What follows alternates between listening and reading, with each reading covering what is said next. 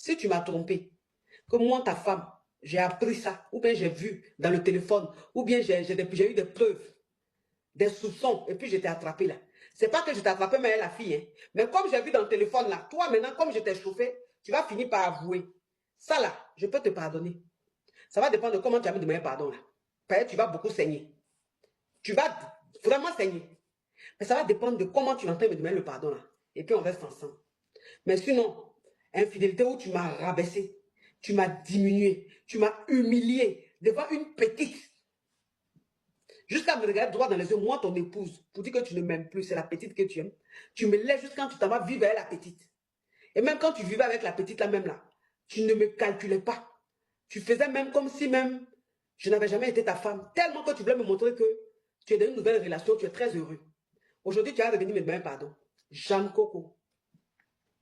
Jeanne Coco, il lui a dit tu ne le reprends pas. Il lui a dit tu ne le reprends pas. Même si actuellement là, tu n'as pas, même si actuellement tu n'as personne dans la vie, dans ta vie. Même si actuellement là, tu n'as pas un remplaçant. C'est-à-dire que tu n'as pas un homme, tu n'es pas dans une relation peut-être qui t'inspire confiance. Lui là, tu ne le reprends pas. Il n'a qu'à rester le père de ton enfant. Il n'a qu'à s'occuper de son enfant. Mais vous deux là, c'est fini. Un point, un trait. Il n'a qu'à continuer sa life. C'est pas tout, on reprend. Donc, c'est-à-dire que quand la vieille mère au travail, quand la vieille mère sort là, il a dit que sa fille là, elle mougou est son mari. Elle mougou est son mari. Ce qu'elle fait au monsieur là. Attends, vous connaissez les Waiti. Vous connaissez les Waiti. Waiti qui est là, lui, il n'est pas compliqué. Waiti n'est pas compliqué. Si tu as su bien prendre ce qu'il faut là, bien mettre dans ton gosier là-bas, la vomi ça là, il est dans un état. Dans le Waiti où il était là, ah non, le Waiti a commencé à devenir malade de la petite. Le Waiti a commencé à devenir malade de la petite. C'est-à-dire que quand la petite ne vient pas comme ça, il dit, elle demande à sa femme, elle ne vient pas aujourd'hui, mais aujourd'hui elle ne vient pas. Donc bon, la vieille mère dit, bon, quand son mari demandait après la petite, elle ne trouvait pas ça bizarre, puisqu'elle s'est dit, bon, c'est sa fille, elle ne peut jamais lui faire des choses, tout, elle a confiance à la petite. Mes amours, tapotez l'écran. Elle a confiance à la petite. Elle se dirait que la même n'est pas bloquée. Elle a confiance à la petite. Vous comprenez un peu. Donc les deux ont commencé à bien mougou. Mais je dis que bien mougou. Et maintenant le Waiti, il a commencé maintenant à entretenir la petite. Il a commencé à entretenir la petite. Vous comprenez. Donc ça veut dire que la vieille mère, elle est là. La vieille mère, elle est là, elle voit sa petite. Bon, à un certain moment, elle voit que sa petite commence à devenir très clean. Sa petite commence à devenir bien. Quand sa petite vient, elle est sapée. Elle apporte des trucs. Bon, c'est pas que la petite n'avait pas de choses, mais bon, pour une fille qui vient d'arriver, et puis c'est sa petite. Mais elle voit comment sa petite s'habillait, comment sa petite faisait. Elle a vu que sa petite a vite changé. Rapidement, elle est devenue très clean façon. Donc, bon, dans sa tête, elle se disait, mais la petite là, elle a trouvé un gars qui l'entretient à Paris ici ou quoi. C'est ce qu'elle s'est dit. Donc, elle a demandé à sa petite, elle dit, ah, ma petite, tu viens d'arriver, mais on ne dirait pas que tu viens d'arriver, hein. Hein? Là, tu brilles comme ça, ma petite. Tu es bien là, bien. Elle dit, ah, la vieille mère, on fait comment? Je vais faire comme toi. Je vais briller comme toi, non, ma vieille mère. Ah, ma petite. En tout cas, pour quelqu'un qui vient d'arriver, je trouve que Dia, c'est son mari qui est en train d'entretenir sa petite. Hein. Et puis la vieille mère ne savait pas. Et c'est comme ça ils ont commencé, continuer leur truc là. Jusqu'à un jour, la vieille mère maintenant, elle allait au travail. Parce que comme je vous dis, elle travaille dans la santé. Donc très souvent, elle travaille de nuit. Très souvent, elle travaille de nuit. Elle allait au travail. Et quand elle partait, arrivée au travail là-bas, elle dit qu'elle a oublié quelque chose. Un truc très important. Toujours pour le voleur, un jour pour le propriétaire. Donc elle dit qu'elle a oublié quelque chose d'important. Et c'est comme ça, elle va se retourner à la maison. Parce que c'était la nuit. Et sa fille était là. Sa fille était là. Sa petite là, la petite du quartier là, était là. Donc c'est comme ça, la vieille mère maintenant qui arrive au travail et qui se rend compte qu'elle a oublié quelque chose. Et donc elle retourne à la maison pour aller récupérer ça. C'est comme ça qu'elle va retourner à la maison là. Elle va retourner à la maison là. Elle arrive. Elle trouve son mari. Et sa fille là, sa petite là, dans le canapé, en train de framponner. En train de framponner. C'est-à-dire que tellement qu'ils étaient dans leur monde. Parce que, si vous voulez, ils connaissent le programme de la vieille mère. La petite, elle connaît le programme de sa vieille mère. Le monsieur connaît le programme de sa femme. Il sait que quand sa femme va la nuit comme ça, là, c'est genre 5 h du matin, 6 h du matin ou 7 h va rentrer. Donc, eux, ils étaient dans leur monde. Le petit aussi dormait. Le petit était couché dans sa chambre. Donc, ils étaient au salon, là, dans leur monde, en train de s'éclater. Donc, il dit que la vieille mère rentre. Comme elle dit chez elle, là, il y a un couloir. Elle dit chez elle, il y a un long couloir avant pour avoir accès à son salon. Donc, elle ouvre la porte. Ils n'ont même pas entendu que la vieille mère ouvert la porte. Donc, ils n'ont même pas su que la vieille mère a ouvert la porte. La vieille mère rentre, elle tombe sur eux, en train de mougou. Il a dit que la fille, sa petite là, nue, son mari nu, puis sont enframponnés. Elle était choquée, scandalisée. Elle était choquée, scandalisée. Elle dit, elle ne croyait pas. Elle dit, elle regardait la scène. Et puis elle s'est dit que ce n'est pas sa petite là. Sa petite, sa bonne petite d'Abidjan là. Ce n'est pas elle qui est en train de faire ça avec son mari. Ça peut être tout le monde, sauf celle-là. Elle a pété un câble. Elle a commencé à faire du scandale dans la maison là. La petite s'est levée. Elle voulait frapper la petite. Son mari est venu se mettre au milieu. Son mari a commencé à la calmer, à l'attraper. Donc la petite rapidement a pris ce qu'elle devait prendre, elle a porté. Elle a fui. La petite a fui. Donc ce qu'elle voulait faire même à la petite là, elle n'a pas pu. Ce qu'elle voulait faire à la petite là, elle n'a pas pu. Son mari est resté là. Non, arrête, arrête. Non, non, arrête. C'est pas de sa faute, arrête. Vous la connaissez où? Et c'est comme ça la petite a fui de la maison. La petite est partie. Maintenant, quand la petite est partie là, elle maintenant, qui finit de faire parler avec son mari, elle dit à son mari, toi et moi, là, on va régler ce problème-là. Mais comme je dois aller travailler, je vais au travail et puis je reviens. C'est comme ça, elle va au travail. Elle revient. Elle veut maintenant parler à son mari. Pourquoi est-ce que son mari s'est comporté comme ça? Son mari maintenant va s'arrêter devant elle pour lui dire que lui, il ne l'aime plus. Son mari là. Vous connaissez les Whitey. Vous connaissez les Whitey. Whitey là où il est là. Whitey quand il n'est plus fan là, il te regarde dans les yeux et puis il te dit il ne t'aime plus. Ça c'est les Whitey. C'est pas comme nous les lever à l'air libre là. Souvent même on est plus fan mais on se gêne. On se dit faut pas lui dire ça. Sinon Whitey lui te dit ça Donc le lendemain elle rentre du travail et tout, elle finit de se reposer, elle prend son mari quitte au travail, prend son mari, elle se dit bon, je vais parler à mon mari calmement pour lui demander pourquoi est-ce qu'il s'est comporté comme ça, qu'est-ce qui s'est passé, est-ce que c'est la fille qui l'a allumé, est-ce que j'ai essayé de comprendre un peu, elle a essayé de comprendre la situation. Elle essaie de comprendre pourquoi est-ce que son mari a le mougou, elle, sa fille, sa petite, c'est pas sa fille biologique, mais sa petite du quartier. Le Whitey la regarde dans les yeux et puis lui dit, excuse-moi de te le dire, mais je ne t'aime plus. Mais cette histoire rocambolesque digne d'un film de jeu de rein et de tournement et d'écrasement de piment. Le Whitey là lui a dit, je t'aime plus. C'est elle que j'aime. C'est ta petite là que j'aime. Donc c'est avec elle que je veux rester. Ça c'est Whitey, hein. Eux ils sont comme ça, hein. Eux pour eux là c'est comme ça. Voilà. Pour eux là c'est normal. Et c'est comme ça. Elle maintenant, elle appelle sa petite. Elle commence à menacer sa petite. Elle dit à sa petite, tu viens d'arriver. Tu viens d'arriver, tu n'as pas de clata. Tu n'as pas de clata. Donc tu vas voir ce qu'il y a à te faire. Moi, elle te compliquer la vie s'ils vont te rapater. C'est ce qu'elle a dit à la petite. Donc la petite, ça veut dire que la petite, elle a pris peur. La petite a pris peur. Parce que quand la vieille mère la menacé, puisque la vieille mère sait où elle habite. Où elle habite chez sa tante là. La vieille mère connaît là-bas. Donc la vieille mère lui a dit, j'allais te trouver là-bas. J'ai appelé les coca. On va aller te trouver là-bas. On va te rapater. J'ai dit au coca que tu n'as pas de clata. On va te rapater. Donc la petite, comme elle a eu peur, elle a quitté chez sa tante. Elle n'était plus chez sa tante. Elle a quitté la maison de l'appartement de chez sa tante. Pourquoi? Parce que le Whitey là, comme il l'entretenait, elle avait de l'argent sur elle. C'est comme ça elle allait prendre, je ne sais pas, une chambre d'hôtel. Elle a fui, elle allait rester dans la chambre d'hôtel. Papa. Ça, c'est vraiment une histoire.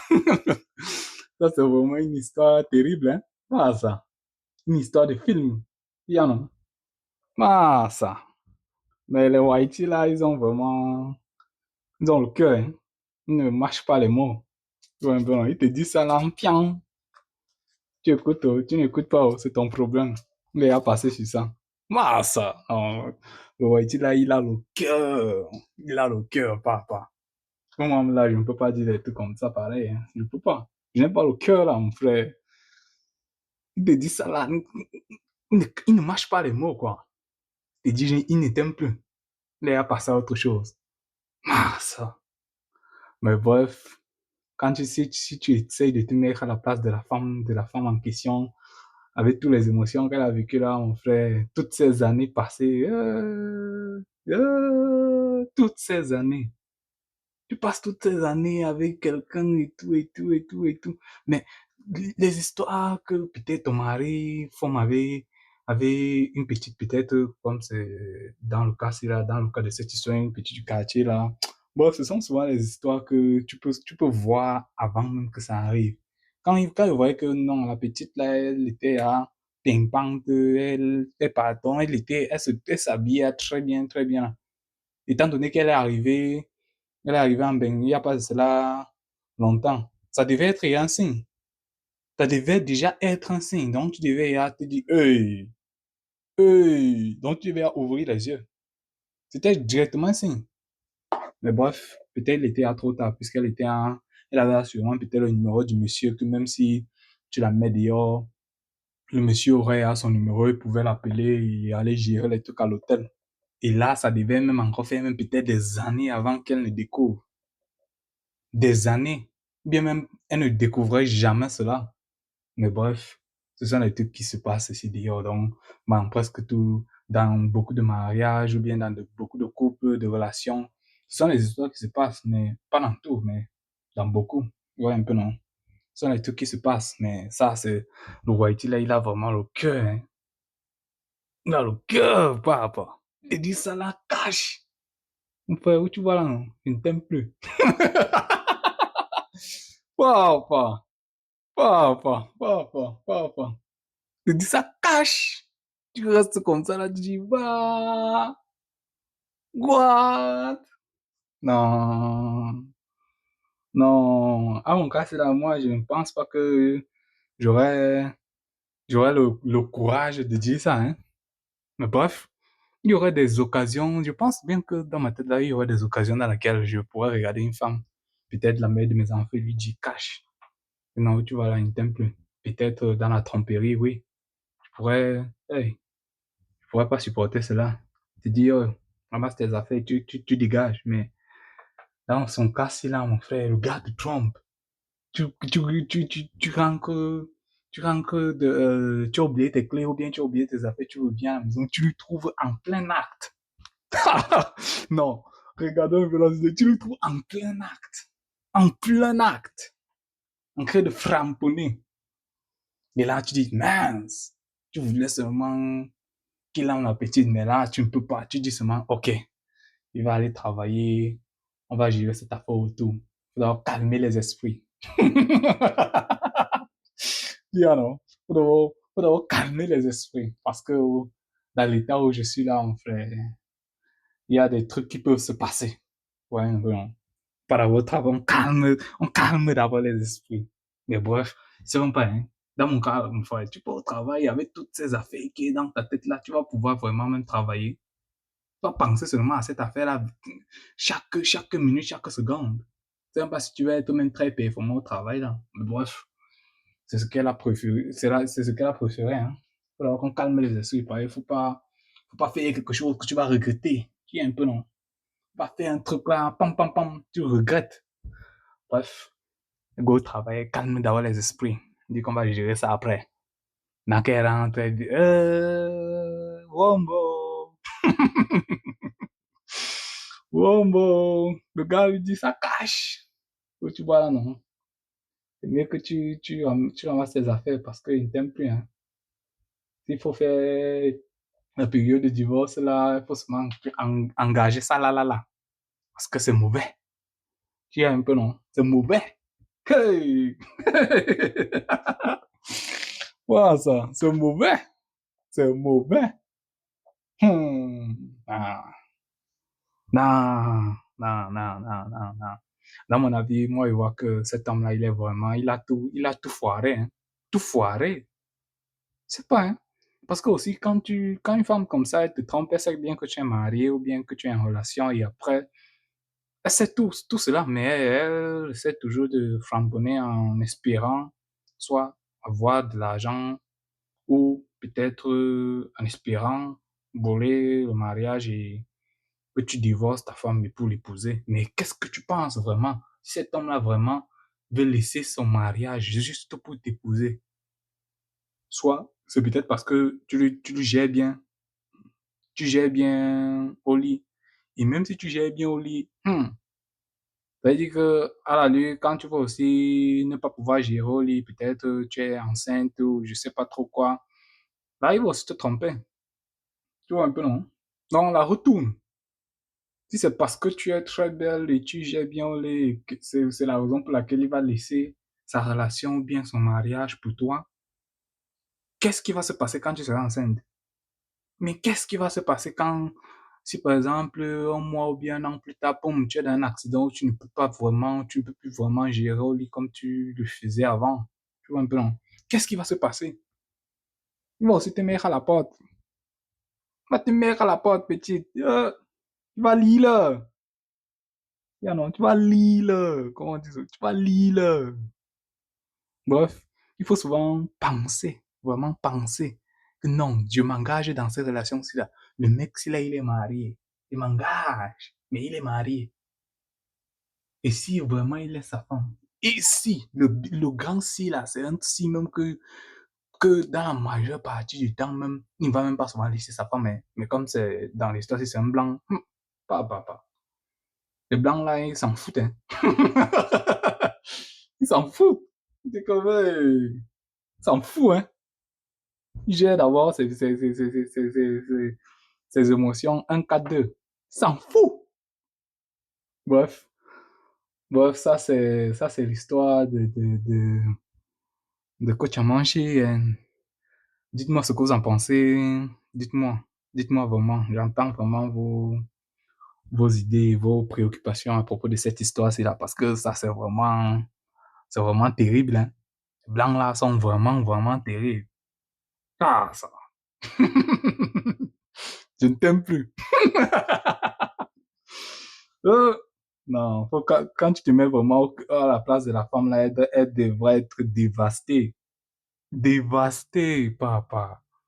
Et généralement, même dans les histoires pareilles, c'est ça les histoires que non, la femme peut-être elle n'a pas eu d'enfant, ou bien parce que, si par exemple, elle avait des enfants avec cet homme-là, je me dis que cet homme-là devrait un peu penser, devrait un peu se sentir mal s'il faisait ça et qu'elle avait les enfants et qu'ils avaient une famille.